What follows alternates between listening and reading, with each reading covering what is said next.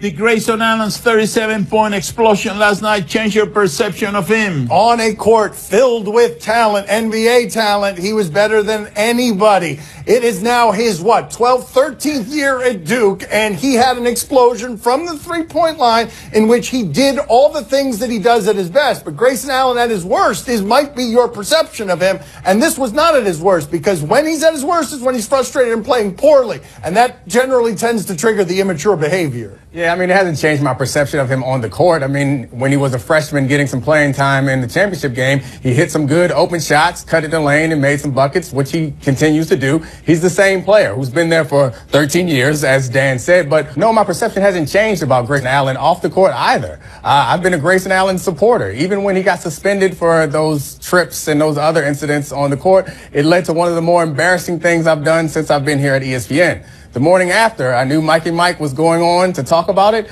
so I decided it was a good idea to text Mike Greenberg and say, take it easy on this kid. Mike texted me back with a one-word response, okay. And at that moment, I realized, what the hell do you think you're doing? Who are you? Yeah. This Duke team looks pretty good to me. I don't think that Coach K will have to fake a back injury this year. Yeah, I think he's going to be healthy. The way they looked last night, he makes that many threes from outside, because he's going to feel really good. Did the college football playoff ranking get it right this time? Sort of, I guess so. You can hear the arguments and understand the arguments. Talk about on a Wednesday. Yeah, we did. What are you doing, Pop? Well, I got the name of everyone in that committee. Oh. And I know where they live, each one of them. So if Miami is not ranked number one, I know where each one of you live. That's all I got to say. Yeah, especially you, Kirby. I see your name on there, That's Kirby. right. Whole cut. All of them. Rat think. But especially Kirby. Are the Bills making a big mistake benching Tyrod Taylor? I tend to defer to people who have more information. Alex Smith looks like in Buffalo when all of the supporting pieces for 17 years of no playoffs are bad. I don't blame what's happening in Buffalo on Tyrod Taylor. This decision by the Bills doesn't make any sense, but it follows in a long lot of decisions from the Bills that don't seem to make a lot of sense. Before the season starts, they get rid of most of their talented players. Looks like they're going into rebuilding mode. Then all of a sudden they win some games and they bring in Kelvin Benjamin, which means they're making a run for the playoffs. Then they lose a couple of games and all of a sudden we're going to bench the quarterback that got us here. Peterman. What direction are we Peterman's going? the new vision. Why? Why is Peterman the new vision? There was no vision to begin with. Tyrod Taylor has 3 interceptions in the entire season. That's right. That is what Jay Cutler has in every game, so it's not that bad. I know, right? Grading on that curve all season, 3 interceptions. Yeah, that's not that bad at all. How much credit does Brad Stevens deserve for the Celtics' 13-game winning streak? This is crazy. No team has had a streak of this length since 1973 or 74 this early in a season. It's been a bit of a surprise. Their defense is really good, but I would say that you got to give Brad Stevens a ton of credit for this reason. Isaiah Thomas was a nobody when he got to the Celtics. Nobody wanted him. You could have had him for cheap. He turned him into a 30-point-a-game player. Now he's got a 30-point-a-game player in Kyrie Irving, and you're seeing in the results that now that he has the actual talent, he doesn't have to manufacture it. Yeah, I think Brad Stevens deserves a good amount of credit, but I want to give the credit to Danny Ainge. It seems like every offseason we spend bashing Danny Ainge, but you know who put this team together? Danny Ainge, and they still have a ton of draft picks going forward. You know who got Brad Stevens? Danny Ainge. You know who got Isaiah? Danny Ainge. You know who traded out of the first pick so that they could move back and get Jason Tatum? Danny Ainge. It's time we start appreciating that he's actually doing a pretty good job. I think that all the credit should be given to LeBron. He was the one who drove Kyrie out of Cleveland. Yeah, that's it. That's what happened. That's what Danny Ainge looks like that good. I love that he calls him Danny Ainge.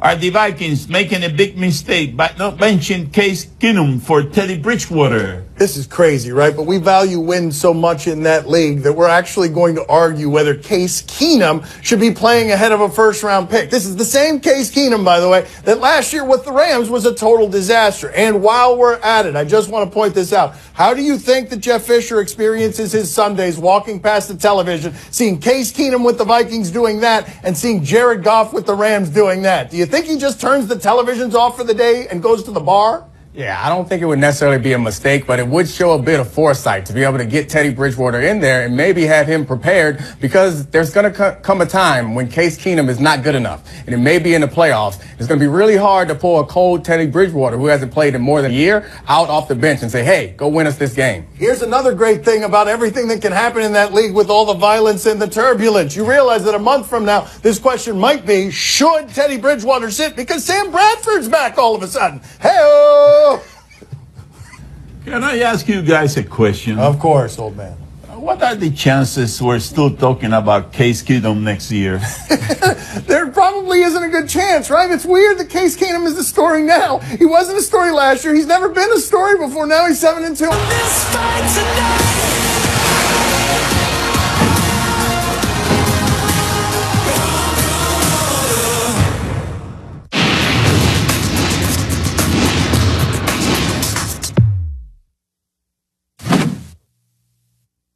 Joining us at the beach one more time today, Cameron. He has some new Reebok shoes and Stance socks releasing soon. Here's part 2 of a really fun interview.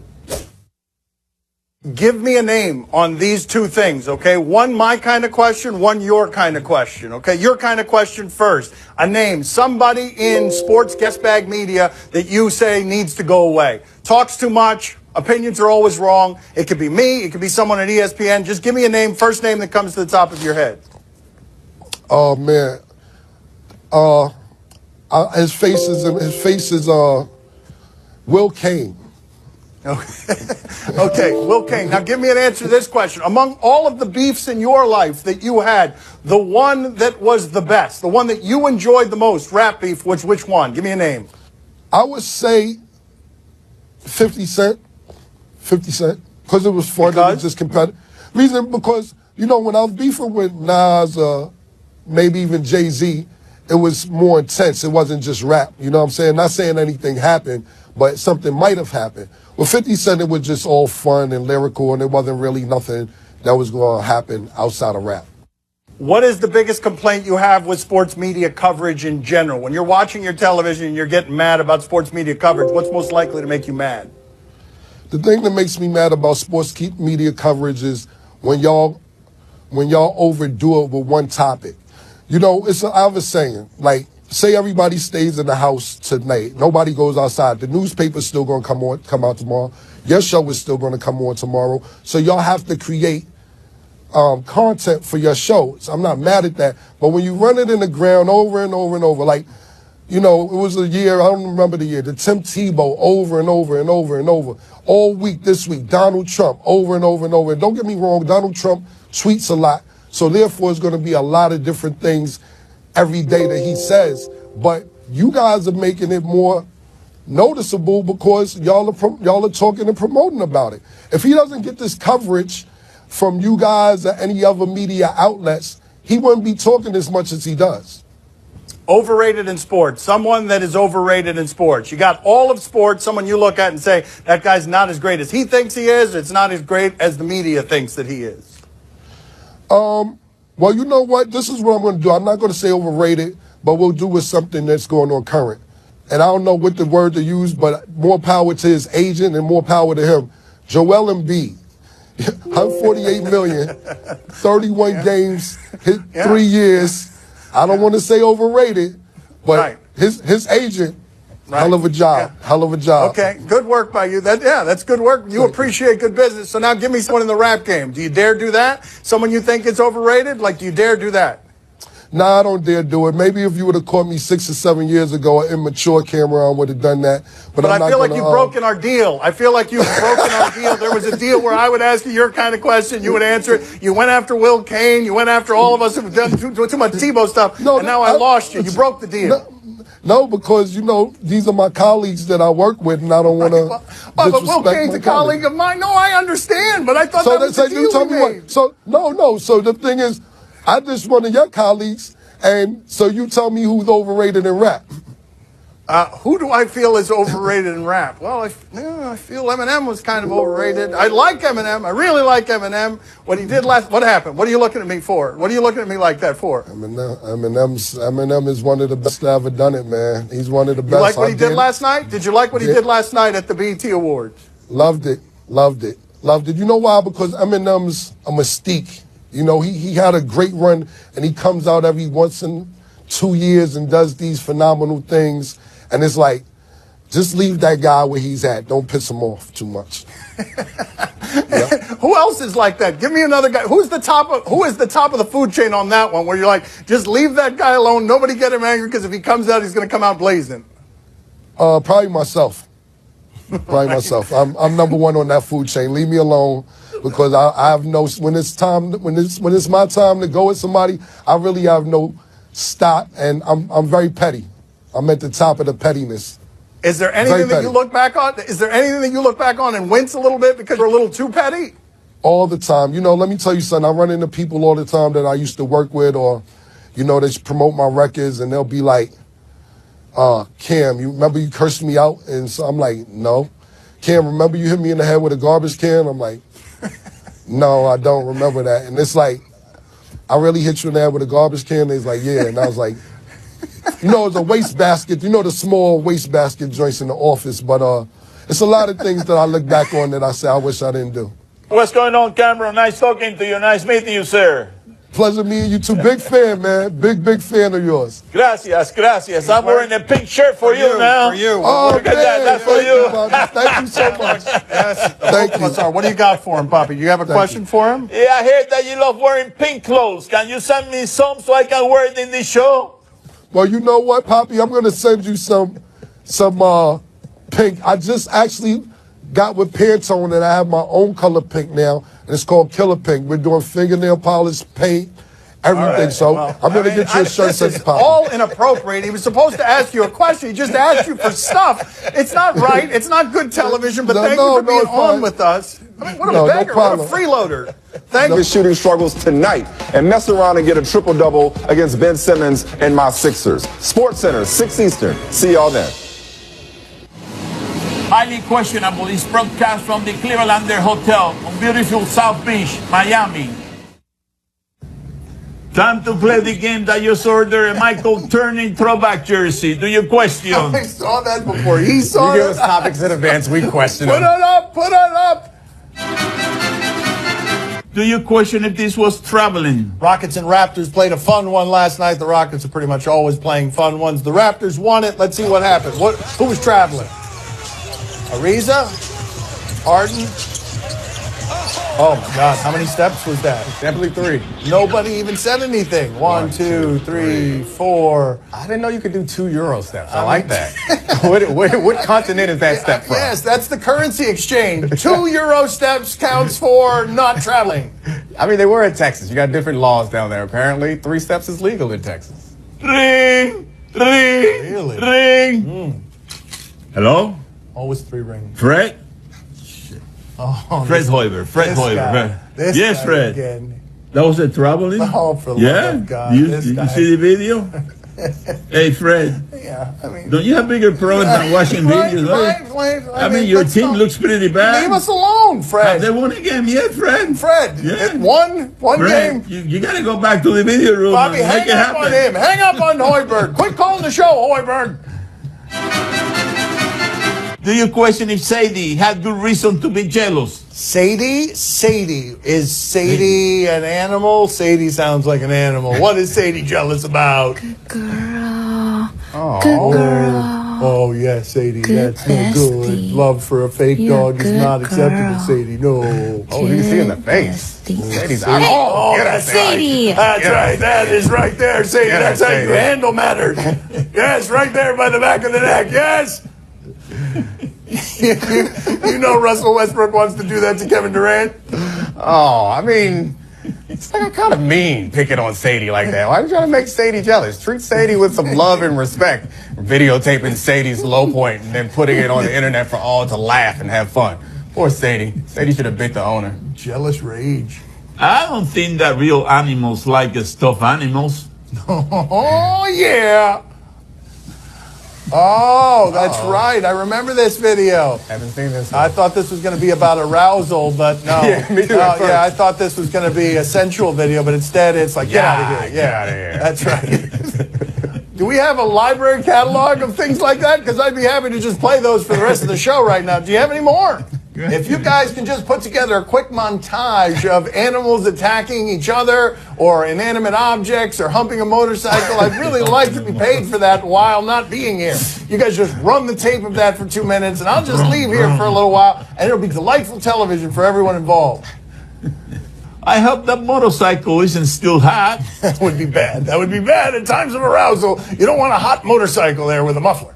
You don't want a cold one either. You don't want a hot one, though. You don't want a medium. You want a warm one. I know from all my experiences humping motorcycles. Time to play the game that Bates in the Clevelander pool. See? Oh, no. No, don't do that. You tell us what's on television tonight. We'll tell you if we're intrigued or not. Tonight on ESPN, Sixers at Lakers. Oh, yeah, I'm interested in this one. I love watching Joel Embiid. And now you got Ben Simmons and Lonzo Ball. And here's a totally random, fair and objective appraisal of both of their seasons side by side. You can fit just about anywhere, Ralph. Well, he is who he is. These are just random highlights in no particular order, not meant to indicate anything.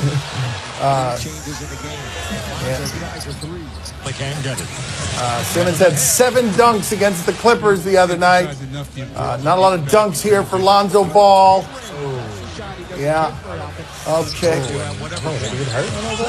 Lonzo Ball was benched and had 7 points in the last game. Again, totally random set of highlights here. Okay. Push so far in the Rookie of the Year voting, right? We're about even. It felt even. Dominique, are you intrigued? I am intrigued. What you're doing to Lonzo is not fair. No. Ben Simmons had a whole year of just focusing on his game. But he is incredible. We had none of his great passing highlights, which are exceptional also. But you started out talking about Embiid. He's the real reason to watch. He's the reason to watch any NBA. He's talking trash before the game. Right. He's talking trash in the game. If you just watch his facial expressions, you're entertained. Poppy, are you intrigued? Oh, see, I'm very intrigued. But listen, there is one rookie who is worse than Alonso. Mark our fools, you know? Yeah. Where is that guy, you know? Where is he? Where the folks is that guy? Is that what he meant to say? That's what I heard. Tonight on ESPN2, midweek Maction, Western Michigan at Northern Illinois. Illinois on defense. Ball State resorting to trickery and shenanigans. It ends up going the worst way possible. Oh, it's not over yet. It's not over yet, friends. Ball State is pursuing the play inadequately. Oh, keep it moving. They're pitching for no reason. There's not time expiring. They can just do that because it's stinky Ball State. Dominique, are you intrigued? No, I'm not intrigued because I do not have a gambling problem. And also, when I see Northern Illinois, it makes me think of Michael Turner, who went to Northern Illinois. When I think of Michael Turner, I think of you jerks who like to put up that stupid picture of me and Michael Turner. Put it up right now. And also, we'll put it up instead of focusing on that guy who's wearing a fox on his head. Poppy, are you intrigued? Oh, see, I'm very intrigued. But listen, gambling in these games is terrifying, you know? You never know which way the play is going to go. Every time you think the play is going to go one way, it goes the other way. Every time you think goes the other way, it goes the other way. You know what I mean? You're really confused. You're really...